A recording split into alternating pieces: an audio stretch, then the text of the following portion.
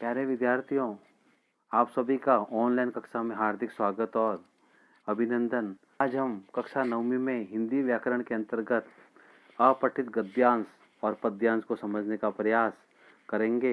अपठित गद्यांश व पद्यांश बोर्ड के पाठ्यक्रम के अंतर्गत आते हैं और हमें भाषा की सही समझ भी करवाते हैं।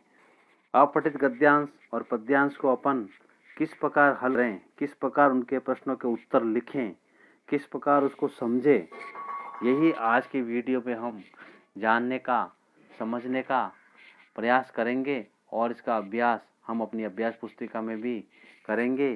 सबसे पहले हम अपठित गद्यांश को समझते हैं और जानते हैं। अपठित गद्यांश। अपठित शब्द का अर्थ होता है जो पहले कभी नहीं पढ़ा गया हो और यह किसी पाठ्यक्रम की पुस्तक में से नहीं लिया जाता है। यह कला, विज्ञान, राजनीति, साहित्य, अर्थशास्त्र किसी भी विषय का हो सकता है, इसलिए इसके बारे में कोई जानकारी नहीं होती है कि यह कहाँ से लिया गया है और इनसे संबंधित प्रश्न ही पूछे जाते हैं। इससे छात्रों का मानसिक व्यायाम होता है और उसका सामान्य ज्ञान भी बढ़ता है। इससे छात्रों की व्यक्तिगत योग्यता व अभिव्यक्ति की क्षमता भी बढ़ती है। अपठित गद्यांश का महत्व व्यक्ति जब पढ़ता है, विद्यार्थी जब पढ़ता है तो उसको भाषा के प्रति जो समझ विकसित होती है, साथ ही नए नए शब्दों को सीखने का अवसर भी हमको अपठित गद्यांश और पद्यांश से मिलता है। अपठित गद्यांश विद्यार्थियों में मौलिक लेखन की क्षमता को भी उत्पन्न करता है। आप में 3 प्रकार के प्रश्न पूछे जाते हैं। पहला, विषय वस्तु का बोध, दूसरा शीर्षक का चुनाव और तीसरा होता है भाषिक संरचना। अब इसको हल करते समय हमें किन बातों का ध्यान रखना आवश्यक है? सबसे पहले दिए गए गद्यांश को हमको ध्यान से पढ़ना चाहिए। कम से कम 2 या 3 बार उस गद्यांश को ध्यान से पढ़ना चाहिए। उसके मर्म को, उसके अर्थ को समझने की कोशिश करनी चाहिए। गद्यांश पढ़ते समय कुछ मुख्य बातें हमारे जो ध्यान में आती है उनको हमें रेखांकित कर देना चाहिए। गद्यांश के प्रश्नों के उत्तर देते समय भाषा एकदम सरल और स्पष्ट होनी चाहिए ताकि उसका उत्तर आसानी से पढ़ने वाले को, जांचने वाले को समझ आ सके। चौथा पॉइंट, उत्तर सरल व संक्षिप्त व सहज होने चाहिए और अपनी भाषा में उत्तर देने का प्रयास करना चाहिए। उत्तर में जितना पूछा जाए केवल उतना ही लिखना चाहिए, उससे ज़्यादा या कम या अनावश्यक उत्तर नहीं लिखना चाहिए। अर्थात उत्तर उस प्रसंग के अनुसार, उस गद्यांश के अनुकूल ही होना। यदि गद्यांश का शीर्षक पूछा जाए तो शीर्षक अधिकांशतया या तो गद्यांश के शुरू में या अंत में छिपा रहता है। इसके बावजूद भी अगर आपको उसको ढूंढने में कुछ परेशानी होती है तो हमें उसके लिए उस एक बार उस गद्यांश को वापस पुनः पढ़ना चाहिए और बार बार उस गद्यांश के अंदर किसकी ओर संकेत किया जा रहा है, उसी से उस गद्यांश का शीर्षक निकल सकता है। दूसरा, शीर्षक अत्यंत लघु एवं आकर्षक होना चाहिए और गद्यांश के अनुकूल होना चाहिए। आइए हम एक अपठित गद्यांश का अभ्यास करते हैं, उसको समझते हैं। गद्यांश को समझते हैं। गद्यांश अनुशासन से संबंधित है। अनुशासन किसी वर्ग या आयु विशेष के लोगों के लिए नहीं अपितु सभी लोगों के लिए परम आवश्यक, बहुत आवश्यक होता है। जिस जाति, देश और राष्ट्र में अनुशासन का अभाव होता है, कमी होती है, वह देश अधिक समय तक अपना अस्तित्व बनाए नहीं रख सकता है। जो विद्यार्थी अपनी दिनचर्या निश्चित व्यवस्था में नहीं डाल पाता वह निरर्थक है, क्योंकि विद्या ग्रहण करने में व्यवस्था ही सर्वोपरि है। अर्थात अनुशासन का होना बहुत आवश्यक है। अनुशासन का पालन करते हुए जो विद्यार्थी योगी की तरह विद्या अध्ययन में जुट जाता है वही सफलता प्राप्त करता है। अनुशासन के अभाव में विद्यार्थी का जीवन शून्य हो जाता है। कुछ व्यवधानों के कारण विद्यार्थी अनुशासित नहीं रह पाता है और अपना जीवन नष्ट कर लेता है। और सबसे बड़ी बाधा है उसके मन की चंचलता, जो कि स्थिर नहीं रहता है, बार बार उसको नए नए कार्य करने के लिए प्रेरित करता है। उसे अनुभव नहीं होता है, इसलिए गुरुजनों की आज्ञाएं तथा विद्यालयों के नियम अभिभावकों की सलाह उसे एक कारागार के समान प्रतीत होते हैं और वह लगातार ये चिंतन करता रहता है, यह सोचता रहता है कि इन सब से उसको मुक्ति कैसे मिले, उनसे मुक्ति का मार्ग वह तलाशता रहता है, ढूंढता रहता है। कर्तव्य को तिलांजलि देकर केवल अधिकारों की मांग करता है।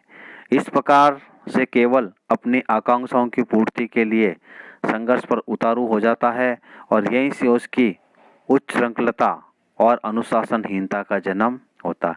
तो हमने देखा इस गद्यांश के अंदर कि अनुशासन, कि विद्यार्थी के जीवन में अनुशासन का क्या महत्व होता है और अनुशासन नहीं होने से विद्यार्थी कैसा हो जाता है, ये हमने इस गद्यांश में देखा।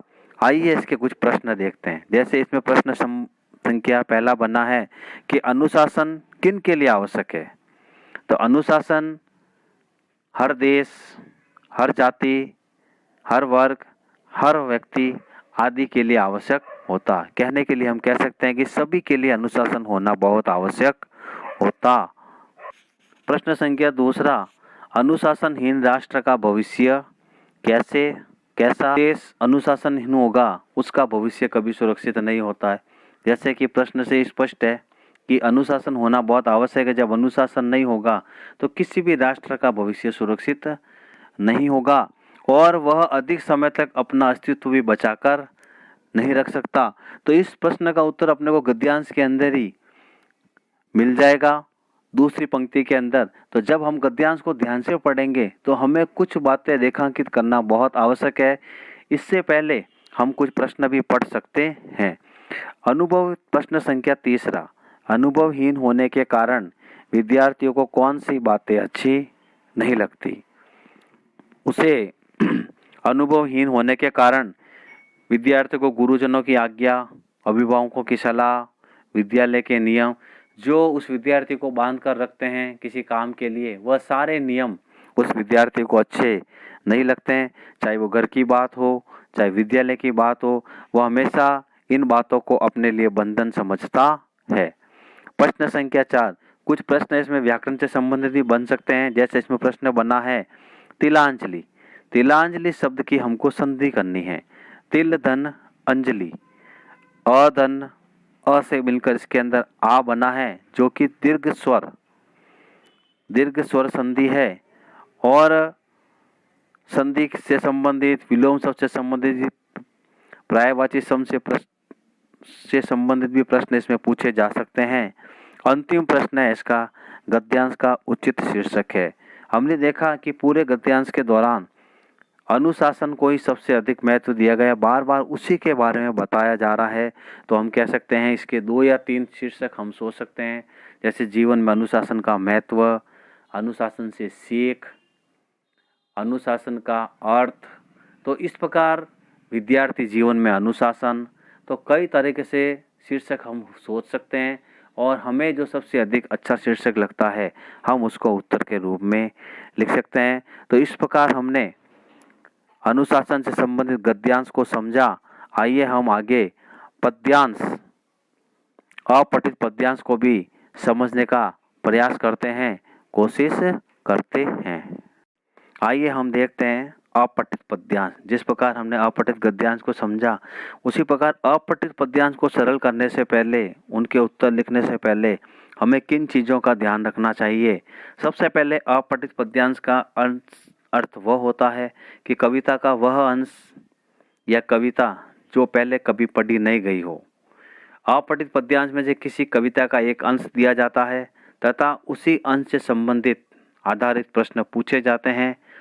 यह कविता किसी भी पाठ्यक्रम की पुस्तक में से नहीं दी जाती है। इसे पढ़कर उससे संबंधित पूछे गए प्रश्नों के उत्तर देने होते हैं। कहीं से भी कविता का एक अंश दे दिया जाता है, उससे संबंधित कुछ प्रश्न पूछे जाते हैं और इसको देने का अर्थ विद्यार्थियों के लिए होता है कि छात्रों की कविता पढ़ने और उसे समझने की क्षमता का विकास होता है और कविता के प्रति रुचि जागृत होती है। अपठित पद्यांश को हल करने से पहले हमें कुछ बिंदुओं पर ध्यान देना अनिवार्य है। कविता को जिस प्रकार गद्यांश को हमने 2-3 बार पढ़ा उसी प्रकार कविता को भी हमें 2 या 3 बार अवश्य पढ़ना चाहिए, जिससे उस कविता का भाव और अर्थ अच्छी तरह से समझ में आ जाए। कविता के भावार्थ को समझकर उसके उत्तर देने चाहिए। अपठित पद्यांश के उत्तर देते समय हमेशा इस बात का ध्यान रखें कि हमें कविता की लाइनों में इनके उत्तर नहीं देने चाहिए, बल्कि अपने शब्दों में, गद्य में ही इनके उत्तर देने चाहिए। उत्तर सरल, स्पष्ट, कम शब्दों का प्रयोग और भावों को व्यक्त कर सके, इस प्रकार हमें उत्तर देने की कोशिश करनी चाहिए। तो इस प्रकार अपठित पद्यांश को भी हमें बहुत ध्यान से, अच्छी तरीके से पढ़ते हुए उसके भावों को, उसके शब्दों को समझते हुए हमें इनके प्रश्नों के उत्तर लिखने चाहिए। आइए हम अपठित पद्यांश के तौर पर एक पद्यांश को समझने का, करने का प्रयास करते हैं। उसी तरह आप भी इसको करने का प्रयास करना। अपठित पद्यांश। मैं मजदूर, मुझे देवों की बस्ती से क्या, अगणित बार धरा पर मैंने स्वर्ग बनाए, अंबर पर जितने तारे उतने वर्षों से, मेरे पुरखों ने धरती का रूप संवारा, धरती को सुंदरतम करने की ममता में बिता चुका है कहीं पीढ़ियां वंश हमारा, और अभी आगे आने वाली सदियों में मेरे वंशज धरती पर उद्धार करेंगे। इस प्यासी धरती के हित में ही लाया था हिमगिरी चीर सुखद गंगा की निर्मल धारा, मैंने रेगिस्तानों की रेती धो धो कर बंदिया धरती पर भी स्वर्णिम पुष्प खिलाए। तो इस पाठ के अंदर मजदूर जो है वह ये कह रहा है कि मुझे अमीरों की, धनिक वर्गों की बस्ती से क्या लेना देना। मैंने तो इस धरती पर कई बार इस धरती को जो स्वर्ग बनाया अपनी मेहनत से, अपने परिश्रम से, और जितने तारे इस अंबर पर आकाश में हैं उतनी मेहनत हमने इस धरती पर की है, और मेरे पुरखों ने, मेरे पूर्वजों ने इस धरती का रूप संवारा है, फसल उगाकर इस धरती पे हरियाली लाई है, और धरती को सुंदरतम करने की इस ममता में, इस ममत्व में हमारी कई पीढ़ियां, हमारे कई वंश बीत चुके हैं, और मैं भी यही काम कर रहा हूँ, और हमारे आगे आने वाली पीढ़ियां भी इसी धरती पर, मेरे वंशज इस धरती पर उद्धार करेंगे, इसी तरह मेहनत करेंगे जिस प्रकार इस प्यासी धरती के हित में ही लाया था हिमगिरी चीर सुखद गंगा की निर्मल धारा।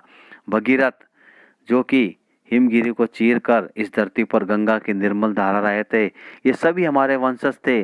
जिस प्रकार उन्होंने गंगा की निर्मल धारा लाकर इस धरती का उद्धार किया था, इस प्यासी धरती को पानी दिया था, उसी तरह मैंने रेगिस्तानों की रेती धो धो कर, मैंने भी रेगिस्तान की रेती अर्थात रेगिस्तान जहाँ पे पानी की बहुत कमी है, ऐसे स्थान पर मेहनत कर कर के इस बंदिया रूपी, इस बांझ रूपी धरती पर स्वर्णिम सोने जैसे पुष्प खिलाए हैं।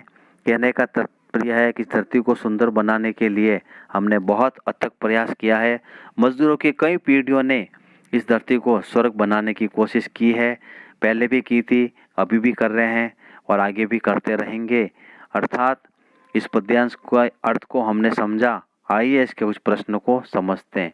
पहला प्रश्न, देवों की बस्ती का क्या अभिप्राय। देवों का मतलब धनिक, अपन जिसको कह सकते हैं संपन्न लोग।